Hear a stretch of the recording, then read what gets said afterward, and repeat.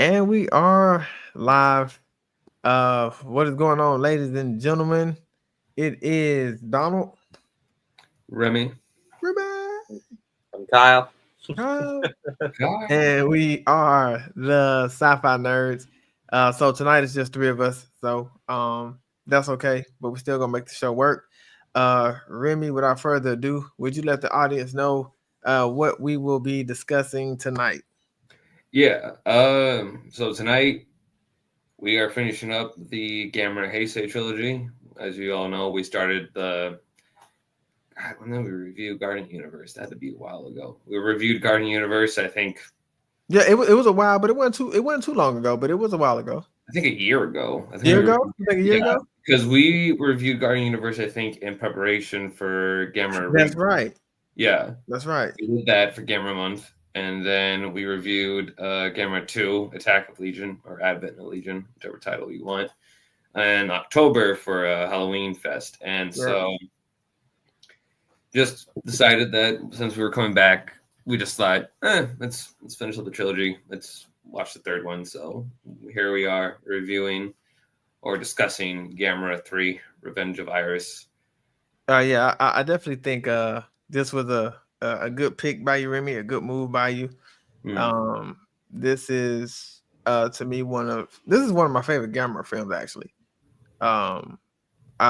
His design in this is top tier. Design was awesome. Love Gamera. We definitely gonna get into that. Too. Yeah, later in the show. But I think going back reviewing this film and watching this film, I think it just to me, as far as the production, as far as the shots that we saw, I definitely thought that it was definitely ahead of its time. So I enjoyed watching this film. So Remy, again, brother, this was a great pick by you. So I definitely enjoyed going back revisiting the last Heisei film in Gamera. I do wish Gamera was around more. He did have the anime, but somehow they got to insert him, man, in some modern day kaiju films. They got to figure it out. Again, we got to see, because Dai is the one who had not Dai. Dai got this. Kodashua. No, what is it? It's not Kodashua. What is it called? Something. I know it starts with a K. They have the rights to Gamera, and so that causes a few issues with rights and and stuff. So that's why I figured that's why Legendary and Warner Brothers haven't really done anything with it, because they're like, there's a bunch of it's gonna be probably a big fight. Yeah, and also too, let's be fair. I know we've expanded a lot of movies recently, but also I don't know. I think audiences look at Gamera and go, "That's dumb." Yeah, they do, and I mean I said that I would look at them and go, "No, you're dumb." Yeah, have fun. Yeah, I've said that in previous shows. I think as kaiju fans will accept him. And then you got some, fans who just became kaiju fans or who really not kaiju fans. It's easier for them to accept a Kong, a Godzilla, because of the design, the concept, the backstory. So when you see something like Gamera, now I will say in this particular film, this is probably one of the best images we can get from Gamera. Yeah, he looks menacing and cool at the same time in this film. And then what was that? What trailer was that? When they had made that Gamera trailer, he looked awesome. Yeah, 2016 one. Yeah, that was a good design too. I was so mad that wasn't an actual movie coming out. It was a short film. I'm like, yeah, I was like, man, we could. I got all excited. I was like, oh, we're getting Godzilla back. We're getting Gamera back. No, we just got Shin Godzilla. I was like, son of a bitch. I'm the same. I just wish they would bring him back. It's like I feel like they're treating him unfair. Yeah, we had Rebirth. That was cool, but we kind of need more than that. Yeah, we need a little more Gamera, man, because I feel like he just gets put on the shelf, and I definitely don't like that. Yeah. I don't like that at all. He deserves respect. He does. He deserves respect. Yes. And we gotta give Gamera.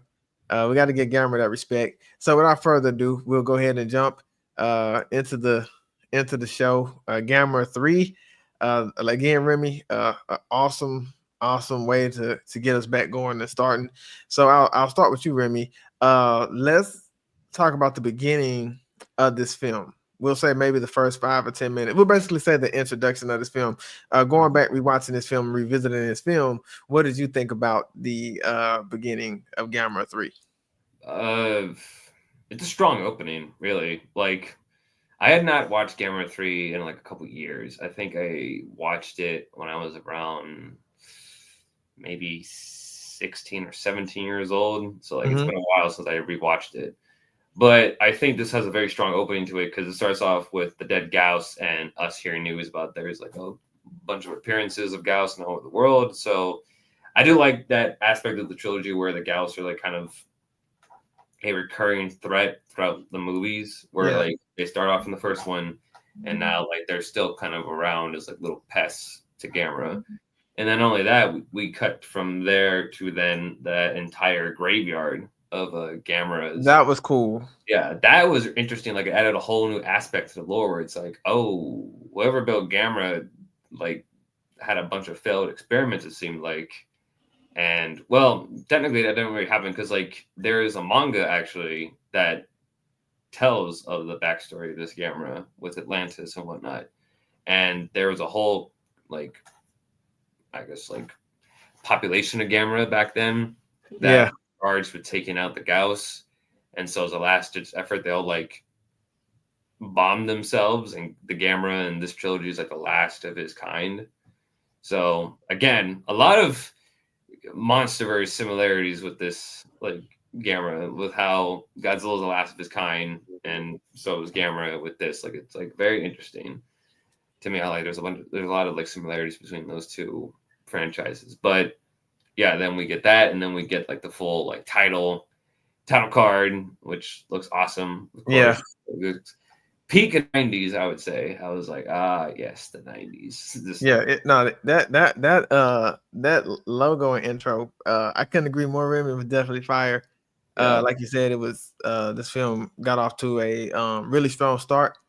I definitely appreciate it, and I'm like you, Remy. I haven't seen this film in a while, in a long time, and that's why I said this was like the perfect movie to start with. It's Gamera.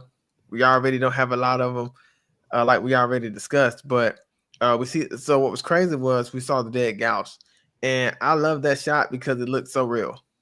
Yeah, like it's a practical effect. That's why, like, that's what makes it feel so real, because they actually had that thing on the set with people. If it was made nowadays, it'd probably just be CGI, and that would take away some of the realism. Right? Yeah, it takes away just some of that nostalgia. It takes away some of that, that the tangibility to it. Yeah. Right. And so I just feel like that was cool. And then, like you said, seeing the graveyard full of Gameras made me raise some eyebrows. Because, like I said, I haven't seen this film in a long time. So it's a lot of things I've seen in this film that I actually forgot about. But the intro for me was definitely strong. I definitely enjoyed it. And it was a great way to get me locked in. So after that, I was definitely back invested in my boy Gamera. We need more Gamera, everybody. More Gamera.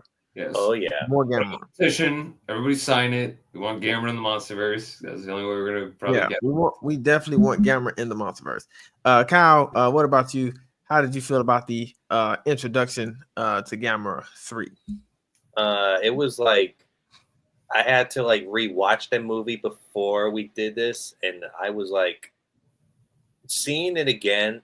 You guys like took the words right out of my mouth. It's like amazing intro, and how we understand like what we said. He's definitely the last of his kind. But in the at the opening, we also get like a flashback sequence of this young girl named Ayane, which is a really interesting introduction, because from what I'm seeing from this character and from her relationship with Gamera, she thinks Gamera killed her parents, but it's actually was the Gauss. I don't know if it was either Gamera or Gauss, but during the fight with Gauss in the first movie, she kind of blamed it on the monster for the death of her parents. Right.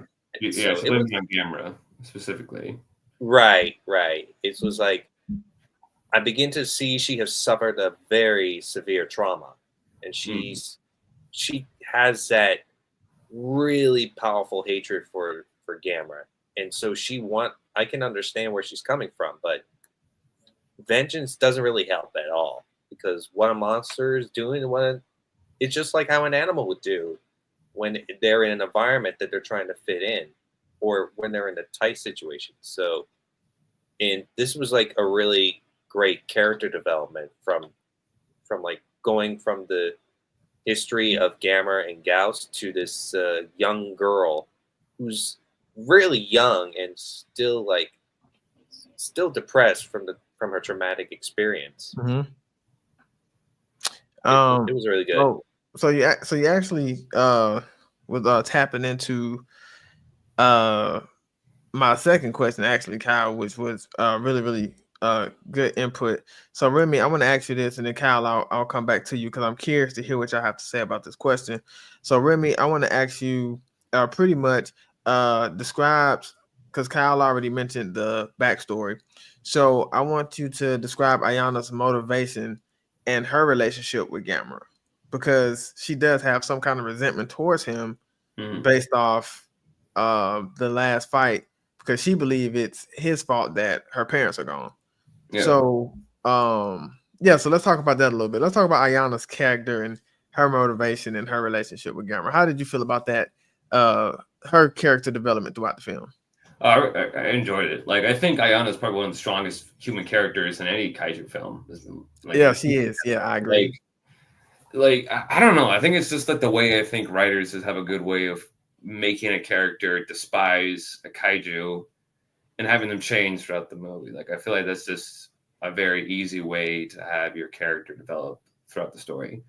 And so with Ayana, when we see her flashback of her parents getting killed by Gamera during the fight with him and the Super Gauss, like, it already establishes the audience. And I love the fact too that they changed Gamera's design in that flashback, where they make him look a lot more jagged and a lot more evil looking to kind of like reflect her view of him. So like, it's almost like you can almost look at it thematically, where in her flashback she looks at Gamera as more monstrous and more benevolent, when in reality, when we see the actual design of Gamera, he seems a bit more like noble, I guess, or a bit more like, not kinder, because it doesn't really look nice, but I guess like a little bit less imposing. Like Batman? Yeah, like Batman, I would say. Like, you look at like the way villains and crooks describe Batman, and then you actually look at Batman, he like looks a bit more heroic in a sense than like monstrous, and that's what kind of happens with Gamera in this movie too. And I kind of like how in the beginning she's very quiet, and yet you can still kind of feel that anger kind of like seething under her for a while. And as soon as like she meets up with Iris in the movie, you start to see that like she sees Iris as like a tool, as like the key to finally unleashing her like inner demons and her hatred towards Gamera, where she's like pent up for so long and she's had like no outlet to let it go. She's just like, all right, I have something that might be able to kill Gamera. Cool, let me use it. And like, but again, like Kyle said, like he said, like vengeance and revenge are like not a good motivator, because like it just leads to just more destruction and more catastrophe for not just yourself, but like the people around you. And like we see that in the ending of this film, where the city is just turned to ruin. Right. Exactly. That's true. Yeah, that and no, I agree with you, Remy. I think in any kaiju film, I think Ayana has probably one of the best characters, and that's throughout. I mean, we're talking about, Godzilla films, Kong films, whatever kaiju film you watch, just based off her character development and based off her motives. And I think with what this film does is not only that it gives us a perspective of the monsters, it gives us a perspective of the characters and how they view the monsters. Because in this film, you really don't know. I mean, maybe somewhat. You really don't know the relationship Gamera has with the humans overall. Yeah, I'm guessing, I would say. So you really don't know. because I thought in this film he did a lot of things based off what the humans were doing. If that makes sense. That's how I felt in this film. But with Ayana, she had her own motives and her way of thinking. So everybody viewed Gamera in a different light in this film, you know, up until the end, obviously. But I do agree with you a lot what you said, Remy, about Ayana. She has really, really strong character development. And she did a great job of playing her role as well. Yeah. So and like great. Yeah, and like also what you're saying, like Gamera's motives, like again, aligned it to MonsterVerse Godzilla. And those films, Godzilla isn't really humanity's protector, but he's not like our enemy either. And that's right. Okay, that's a good point, Remy. I like how you put that. Like he doesn't really care about the lives of humans, but he's not gonna go out of his way to kill us. He's just like, hey, I got like bigger fish to deal with, and you're just right. Yeah. I'm sorry you're in the way, but I got to take care of these things. So it's like kind of just like Godzilla. But again, it's weird because you have that one scene where Gamera blocks that kid from getting shot by the Gauss. Right. I'm like, huh? And I love that where the kid's just like, Gamera saved me, and then it cuts to like the entire city on fire. I'm like, yeah, and he killed like I don't know, probably tens of thousands of people in the process. But yeah, man, and you literally saw people flying like they weren't like. It reminded me so much of the ending of Man of Steel, where they're like, Superman, he saved us. I'm like, yeah, he freaking left the city in ruin. What do you mean saved you? And he's still fighting Zod, and a bunch of people are still getting killed. I'm like, yeah, our savior, ladies and gentlemen. Yeah, they were still dying. Exactly. All right, Kyle, what about you? How did you feel about Ayana's character in this film? Her motives and the way that she looks at Gamera throughout the film. What do you think about her character development? I think she went from like a very like some sort of the lone wolf of the movie. She's a loner who only keeps herself away from the boy who really has a crush on her, and even the she only sticks with her little brother, and she's basically feels like guilty that this monster basically just took away her family, but he was just basically doing his job. He's basically like just like what we mentioned about the Godzilla and the MonsterVerse. Gamera's just doing what the natural order tells him to do. And now when she sees Iris, I can see that her negative emotions are feeding this monster. Like this monster has a very powerful hatred towards Gamera as well, just like the Gausses, because Iris is like the mutated version of Gauss. It's pretty like what this concept of like vengeance is like.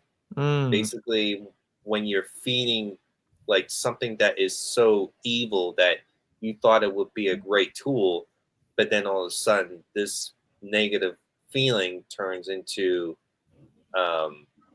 more like chaotic. Basically, that's what she's going through, this tremendous state after she been like taking care of that innocent creature.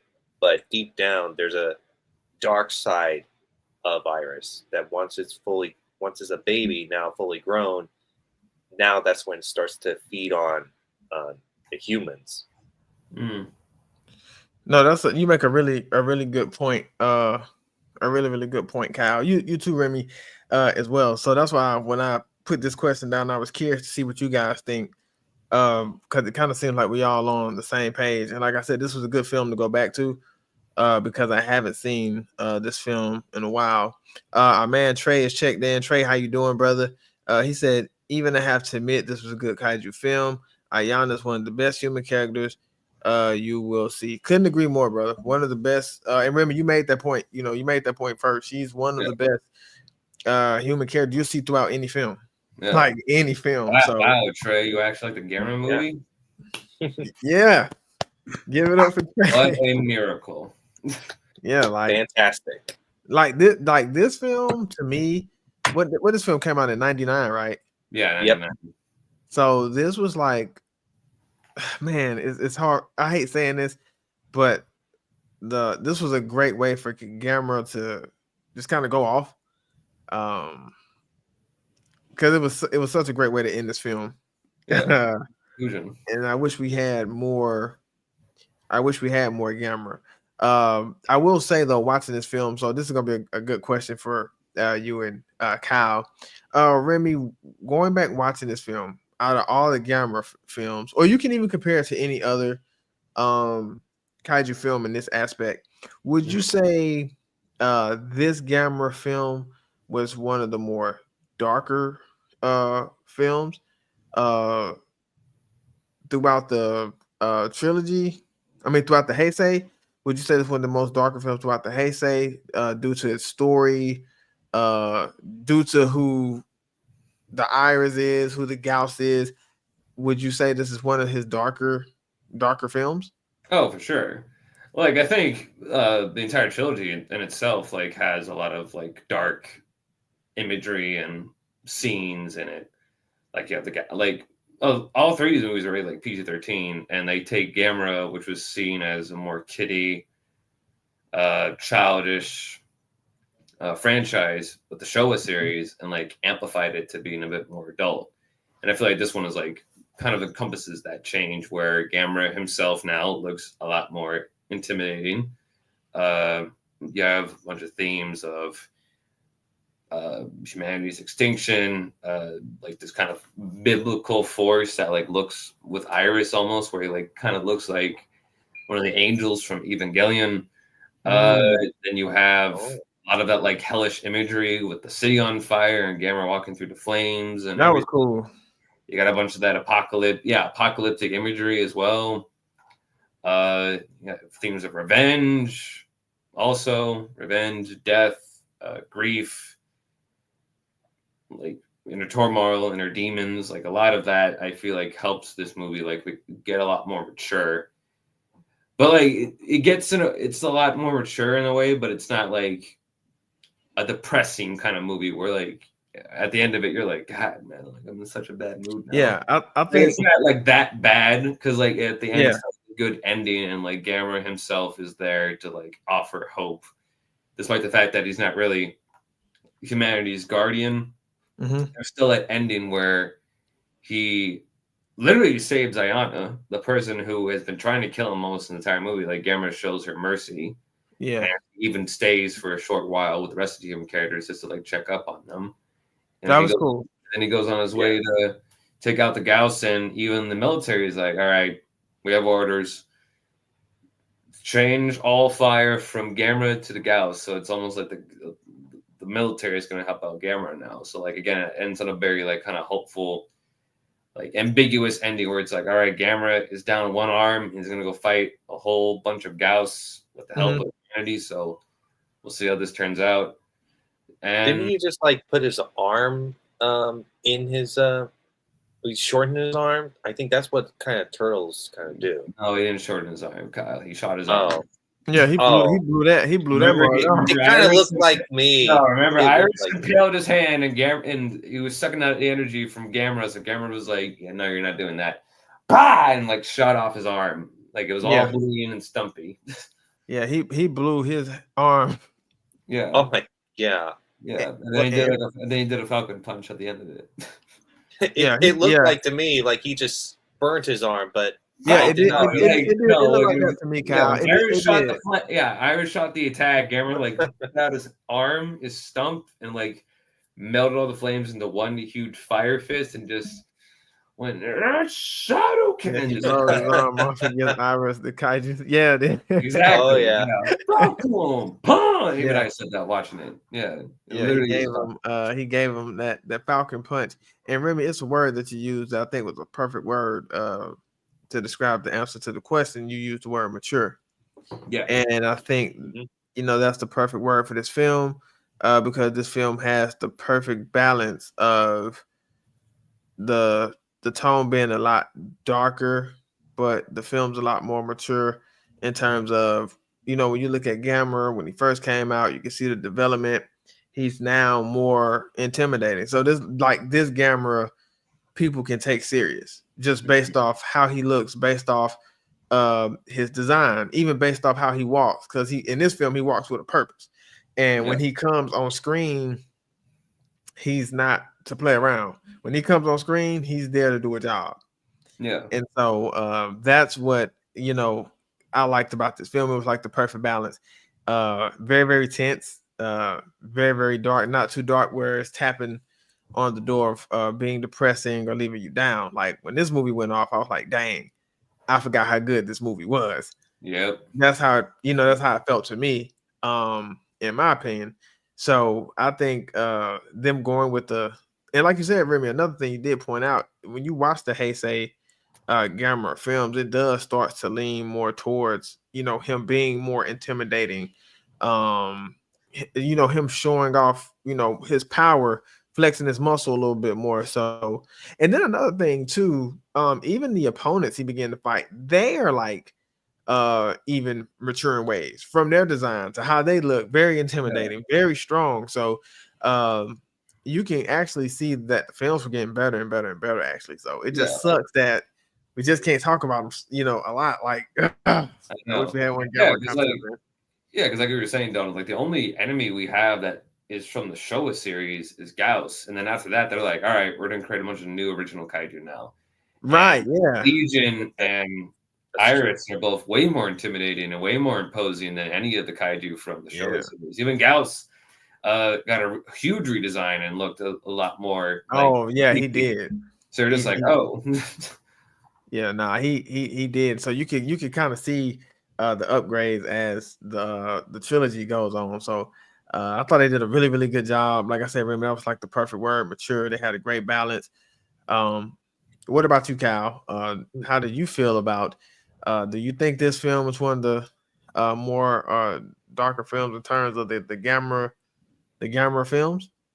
I would say this is the darkest Gamera movie ever in the entire trilogy, because you have like everything that you described. There's so much things to talk about this movie.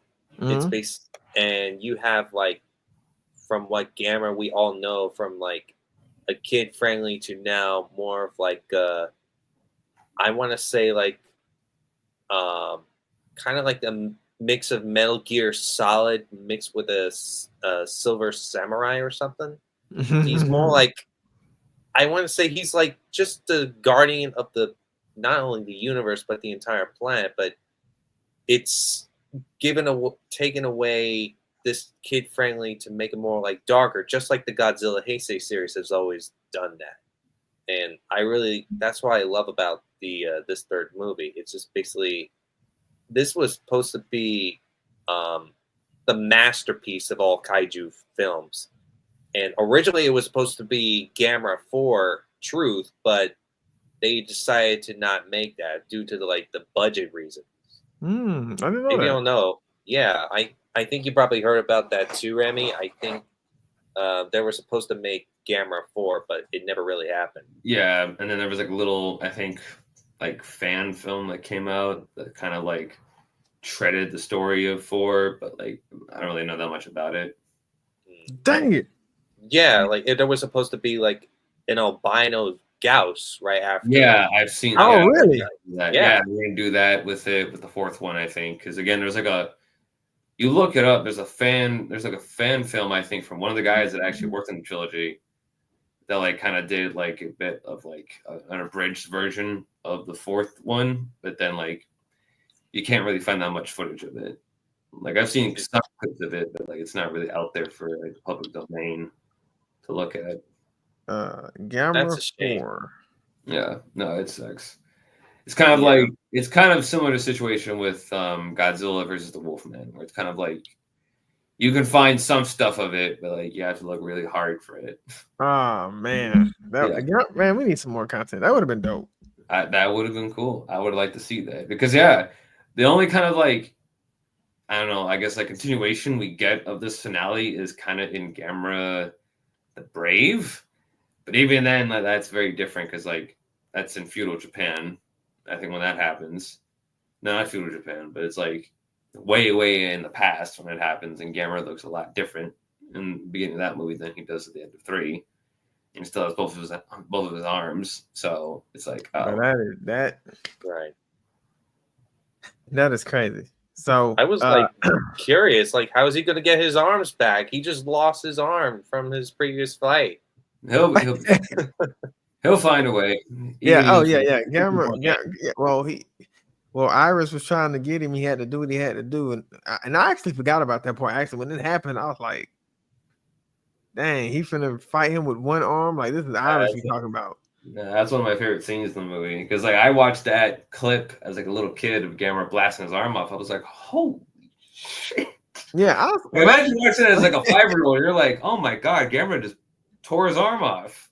Like he completely like I don't know. He completely blew his arm off, bro. That was crazy. That was crazy. Oh my god! It was just like Optimus Prime, how he lost an arm in Dark of the Moon, but in different fashion. Right. Yeah. Except Optimus didn't willingly give up his arm. He got tore it off. Yeah, Gamera had to do what he had to do because Iris was trying to drain his energy, so yeah, kind of had to blow it off. So that brings us to our next question. We talk about Gamera and Iris, which is a really, really good film. I always got to ask this question, especially with the sci-fi experts. Remy, I'm coming to you, brother. Talk to us a little bit about the design in Gamera in this film and the design of Iris in this film. So what are some of the best attributes and designs that you like on these monsters as you revisit this film?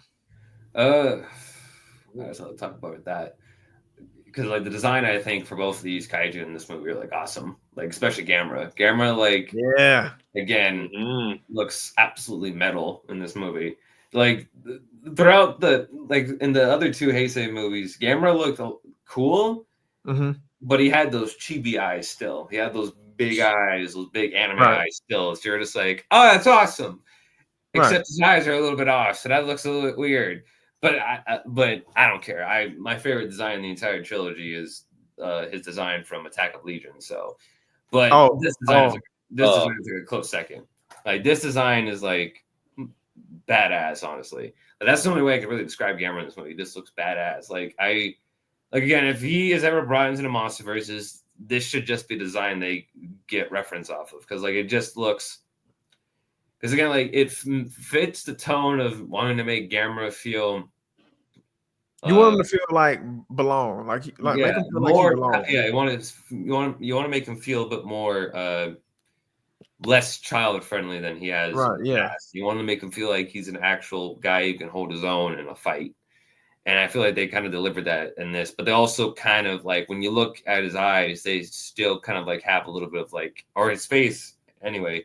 He still has like that kind of semblance of kindness to him and like empathy in his eyes. Like he kind of again bringing up MonsterVerse Godzilla, it reminds me a lot of Godzilla's face in the MonsterVerse, where it's always the eyes. Like the eyes are the window to the soul, as the saying goes. Where it's always like you look at his eyes and like you can tell there's something deeper and there's something a bit more human within him, and I kind of like that aspect that they brought into this design with Gamera. And then with Iris is such like a wild design because like you just it's like crazy when you look at him. Like that shot of him like coming in front of the moon, you have like his huge wings like spread out. That was cool. I'm like, God, like again, like that's huge Evangelion vibes that I get off of Iris, and also like he just looks so anime. And the one thing I will say about Iris is that he does look cool, but I do think he does look a little bit messy. Like I feel like there's like a lot of things going on where I'm like, he looks more robotic to me. Yeah, that's actually true. Yeah, like compare that to like his pupil design, I guess. Like when he first hatches out of the egg, he looks a lot more like an actual creature, and then when he grows up, he just looks more like you said, like mechanical, like more machine-like. So I guess that kind of makes sense. Like I guess you could kind of say like he's kind of being used as just like a mindless drone to like carry out someone else's revenge. Being honest, so like I guess you could say that. But even then, like the very end of it, he kind of has like his own motives where like he wants to fuse with Anya in order to become stronger or like become more powerful. I can see that, Remy. That's a really good point. I think for me, when I think about Gamera, so this This is probably my favorite Gamera design, just because this design went so well with the tone they used. And Remy, I agree with you. If they're gonna create anything new with Gamera, I think this is the design, or the Attack on Legion. Those are like my two designs. They're like neck and neck for me. Like I can put them in the basket. Whatever design I pick out, I'm cool with it. Yeah, exactly. I think, but Attack on Legion and this design should be the designs they go with. This Gamera design to me and Attack on Legion is like right here with each other. Like they're both top notch. I mean, even Gamera's first appearance when the city's flaming and you see like those were some of the best kaiju shots I've seen in any kaiju movie. I love that shot of like him coming down, spinning, and you just see like his shell like pop up, and then you get that one shot of the guy looking up, and you see Gamera like coming down, like he's like a superhero landing. Like yeah, thank you, Kyle. Yeah, superhero landing. Kaiju superhero landing from the middle of the city, and I'm like, oh, that's so cool. I'm like, you're just a badass Gamera. Like if he landed like that in the MonsterVerse, like if they brought him in the MonsterVerse, and that was his first entry, like I would even have to look at Godzilla and go, "Oh man, yeah, I have to beat entrances, dude. I don't know, man. That's pretty cool. That's pretty close, man. Like, you gotta come up with a better entrance." Yeah, you're gonna have to you have to come with something, because he making an appearance like that. It's gonna be hard to top that. But his design in this film is definitely top tier. Iris to me had his moment. It depends on the shots with Iris's design. They can catch him with some good shots. He looks really cool. But like I feel like when him and Gamera had to fight, that's when he looked intimidating, but like I say, he looked more mechanical standing next to Gamera. Yeah, in a sense. And there's not a lot of physicality with them too. Like there wasn't a lot of like good old hand to hand. It was just kind of just them pushing against each other. And I was just like, oh. Right. Yeah. No, you're right. So they were, like I'll put it that way. That's a good way to put it. Like he had the tentacle. It was a lot. It just depends on like when you see him flying over the clouds and the moon. That shot looked really cool.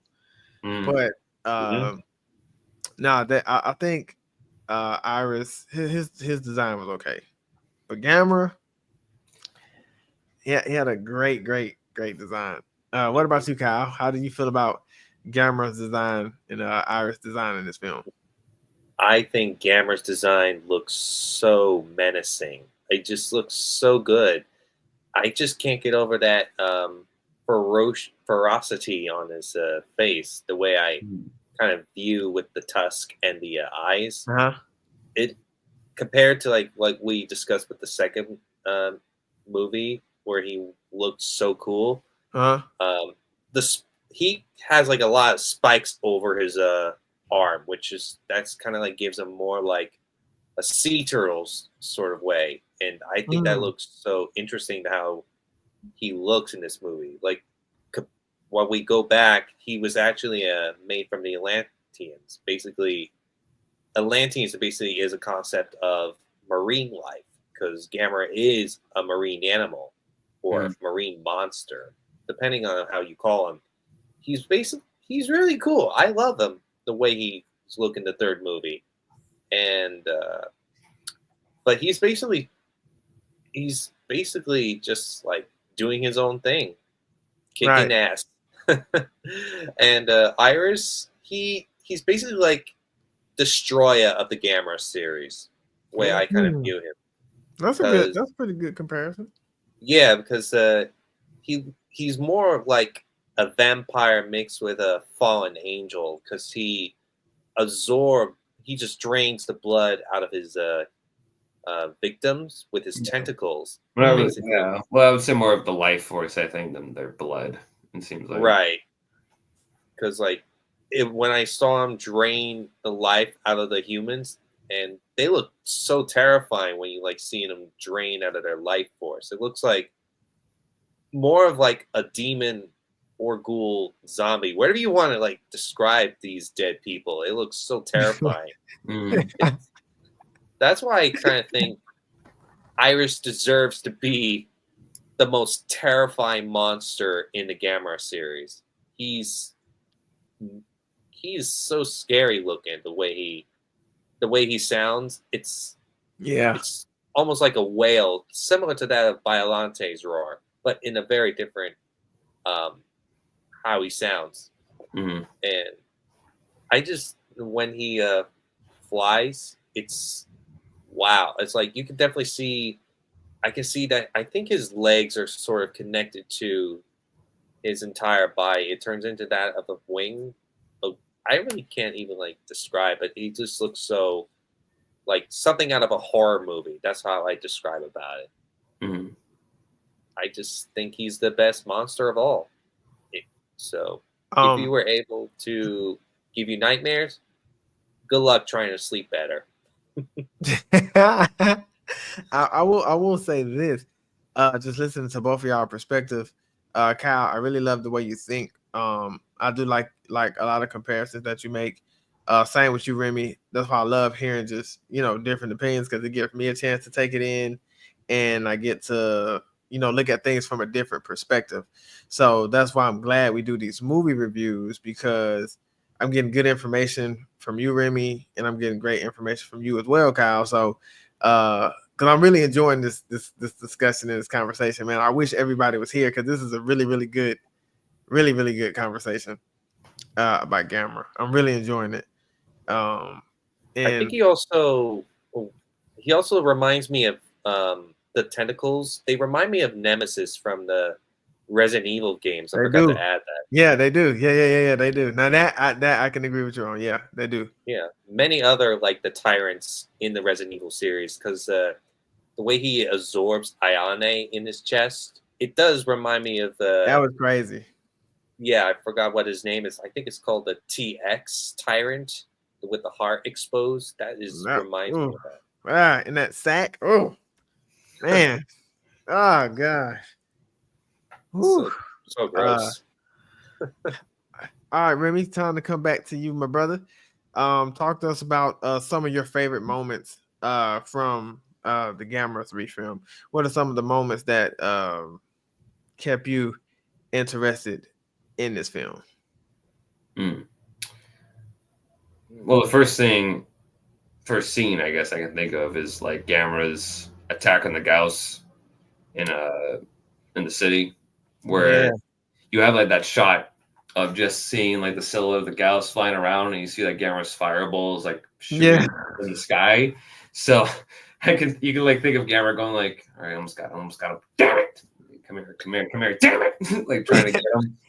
And I love how like he managed to shoot one of the Gauss. And I love that shot of Gamera like walking up to it, and he just like looks down at the Gauss, and you can almost feel the disgust on his face. When Yeah. Like, God, he's like, I hate you guys, and he just blasts it and kills a bunch of people. They have a Batman and Joker type rivalry. Yeah, I can kind of see that. Yeah, I agree. Or like, you know what's funny? It's almost kind of like Blade with vampires in general. Hey, that's good. It's kind of like that, where like Blade just hates vampires so much that he's just like, I'm just gonna kill these guys. I like that, Remy. That's a great point, bro. That's dope. Let's see where you're going there. Yeah, of course, the scene with Iris and Gamera fighting in the sky was also really awesome looking. Like the CGI in that scene actually kind of holds up a bit. I think that's probably like the best CGI in the film, probably in the whole trilogy. Honestly, I agree, Remy. I agree. We don't really get like a lot of airborne like kaiju duels, so like seeing that is kind of like a unique twist on like the usual kaiju fight. And then the finale, where you have Gamera and Iris fighting in that like little train station, I guess, where they're going at it. And cool. Of course you have that moment where Gamera shoots his arm off and he uses the giant like fist to just blow up Iris. Falcon bomb. Yeah. And I think the last scene I really enjoy is the final moment where Gamera like has Ayana in like his hand after like literally ripping her out. Oh, like, yeah. And he kind of like puts her down, and that's that moment where like you can kind of see Gamera's kind of like inner humanity almost, where after all he's done and after everything Ayana has tried to do to him, he like shows her forgiveness and he kind of shows her mercy. And like he's just like that entire moment too, where like they're trying to bring Anya back to life, where they're like, where the doctor is like pushing her chest in, like trying to like giving her CPR. Oh yeah. Morris is standing over them the entire time, like just watching to make sure like everything's okay. And I kind of like that, where it's like Gamera doesn't. He might have not like been the most humane when it came to fighting kaiju in a populated area. But it's kind of shows that he still cares in the end. Like he still kind of has that sympathy towards humans. So I really like that goes back to the balance you was talking about as well in the film. Like the film was dark, but it wasn't super dark where it was like depressing. It left you sad. Like, man, it's gonna be. I'll watch this movie, but I know when it gets to this part, it's gonna be hard for me to watch it again. Yeah, so it's the movie is not even like edgy. Where it's like that kind of like 14-year-old edginess, where it's just like, right. Dark and gritty for the hell of it. It's like, no, like this actually has a lot of maturity to it, and actually like you can still enjoy it and still have fun with it, while still embracing the darker aspects of the film. And of course, like again, you have that final shot of Gamera walking through the fire, and you have the theme blasting like dun dun dun dun, like him marching off to go fight the Gauss. Like that's just badass. And you have Ayano finally kind of like accepting Gamera's place in the world as like their guardian. So like again, that's like some of my favorite scenes in the movies. Like there's a lot of other ones too, like with the humans, but like those are like I would think my main 4 or 5 scenes that like stood out to me. Yeah, no, I agree with you, Remy. Like I said, going back revisiting this film, that's why I was like, man, this was a great film to start with. Going back to some of my favorite scenes, when the military was flying in the air and Gamera flew right in between the two planes. That was cool. I enjoyed that. Freaking Iron Man reminded me of Iron Man for a second. That was cool. Yeah. Obviously you got to throw in the scene when he was shooting the fireballs at the Gauss. And so one thing I want to talk about with that scene, you can definitely see his energy beam had gotten a lot powerful, like a lot stronger, just how he was shooting it and how he left the city.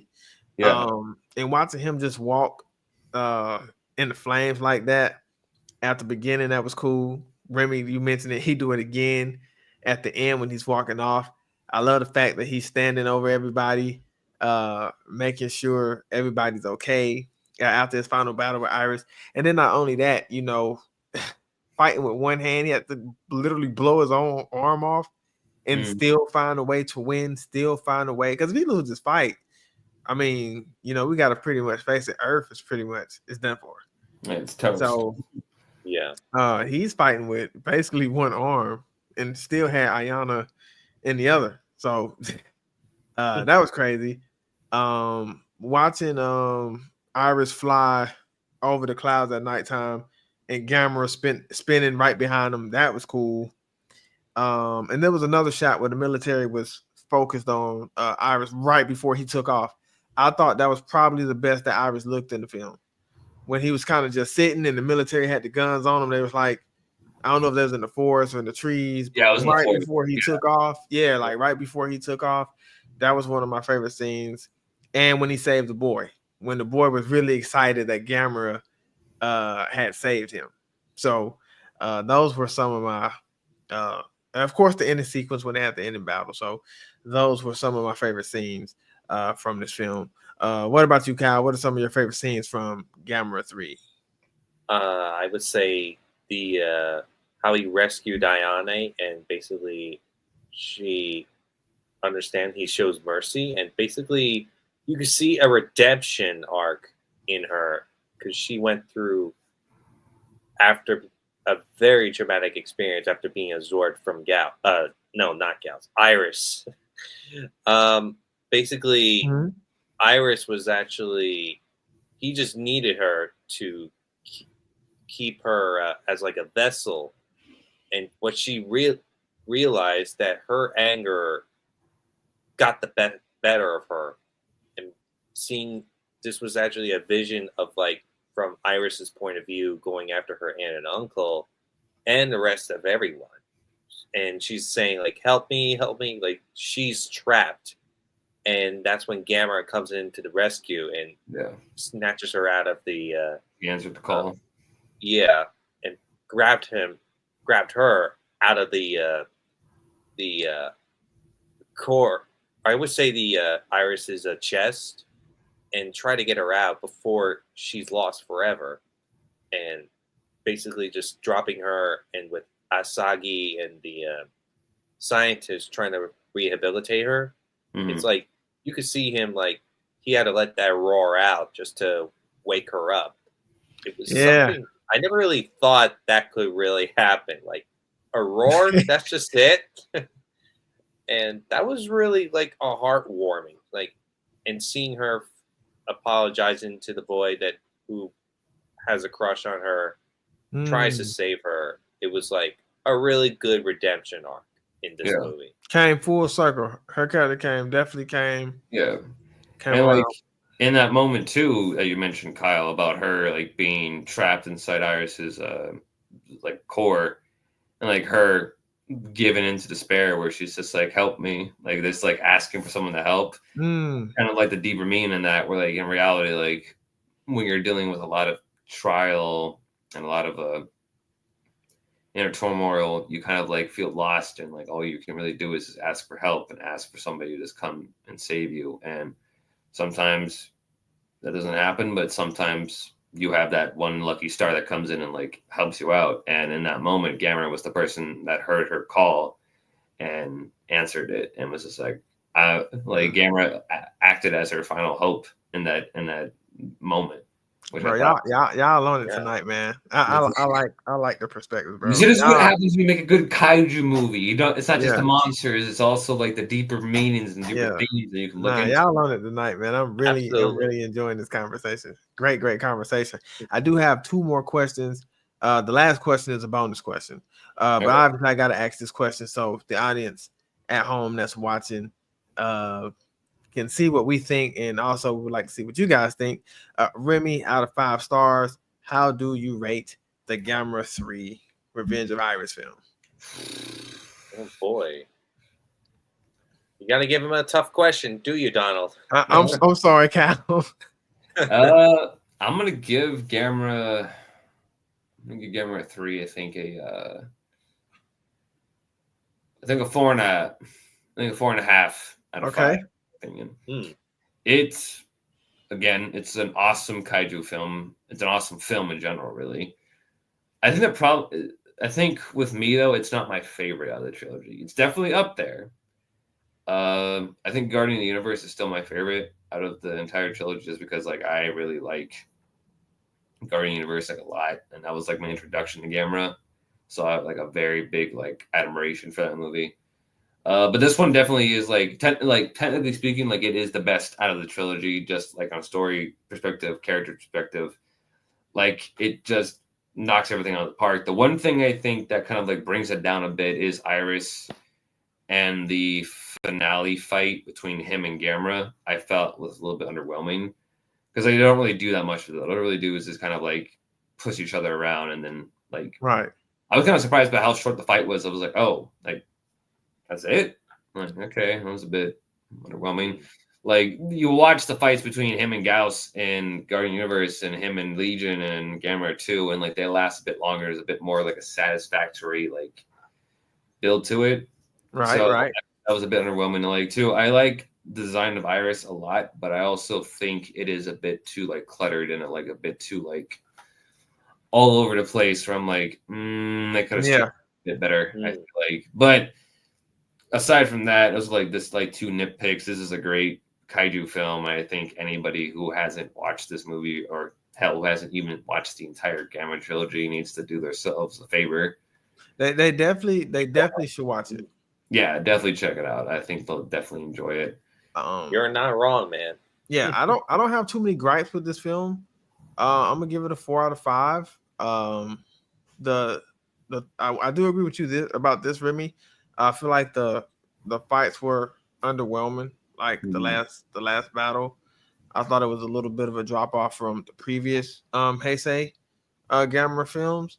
And then the second thing is it was just too much of a gap from seeing the monsters at one point in the film. Like I enjoyed like the human and stuff, but I felt like it took just too long to get to the to the battle. I felt we were in a long period of time without seeing Gamera and Iris. But other than that, huh? No, I agree with you on that because I was watching the movie. I was like, wow, Gamera does not have a lot of scenes in this movie.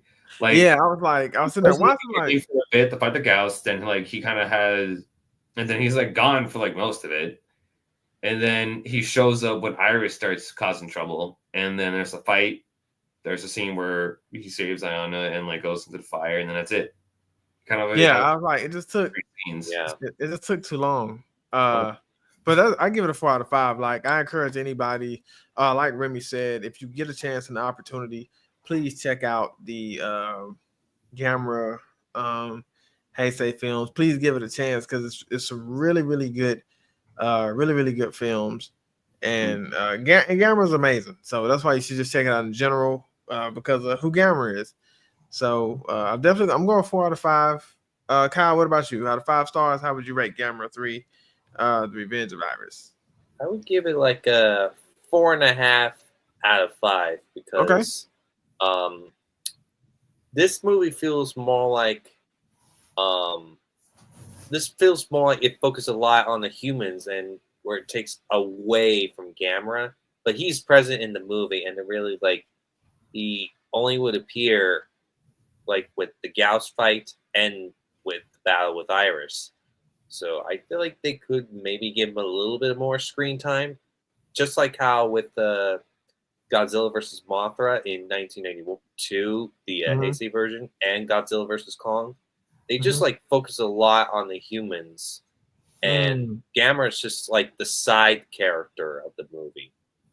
But you can understand he's basically, this is his movie, and the humans are very much more important depending on how well you make this movie. And this is like a really great, definitely the great Gamera movie in my opinion, but I just really wish maybe we could get more screen time of him for future films, if they ever do that. All right. Our final question of the night. This is my bonus question.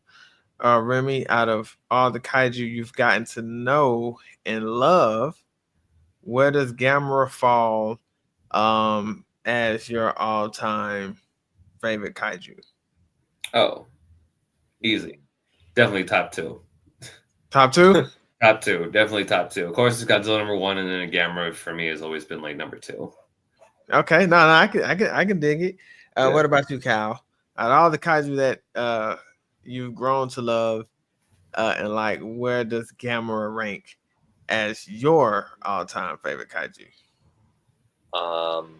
I would say Gamera is number 3, King, along with the Godzilla, Kong, and Gamera. They're like considered to me as like the 3 musketeers of the kaiju genre, because Kong started his first, second Godzilla, and then third Gamera, and I feel like this is actually maybe a dream movie that we can definitely see them eventually work together, or even fight against each other. We don't know. So I'm picturing Godzilla as like the guardian of the water, where Kong is the guardian of Earth, just like Baragon is guardian of Earth. Shout out to Baragon. Yeah. And even Gamera is more of the guardian of the sky. So that's how I kind of like view those 3. And imagine like going up against Destroya, who's basically the god of destruction. So that would be like a really cool concept if they ever actually get Gamera into the MonsterVerse, and maybe eventually, if they ever do like a final MonsterVerse movie with those 3 monsters together, along with Mothra and Rodan, that would be wonderful. Just get the Sci-Fi Nerds the rights to Gamera, and we'll make something happen. Yeah, exactly. Give us the script. We'll do it. Yeah, we'll just. Oh yeah. Let's just go to Hollywood and write that down. Yeah. Yeah, we'll definitely make that happen.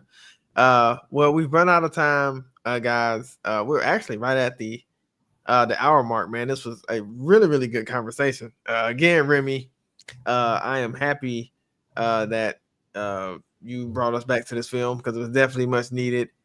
Some Gamera love. Remy, you're always picking a great film to watch anyway. But no, I thank you guys for joining me and holding it down until I'm able to get back and until we can do what we do. DJ, we miss you. Sir, we miss you. Nick, we miss you. And Doris, we still miss you. So everybody who's been a part of the Sci-Fi Nerds has always been a big help and a big part of the family. So we greatly appreciate you guys and thank you. Those who did tune in, Trey, we thank you for watching. Others who tuned in tonight, we thank you for watching as well. And those who are going to watch in the future, give us, your thoughts about Gamera. How do you feel about him as a kaiju? Do you like any of the Heisei films? What Gamera films you prefer? And just let us know what you think of him. And so with that being said, I'm Donald. I'm Remy. I'm Kyle. And we are the Sci-Fi Nerds. Peace. Later.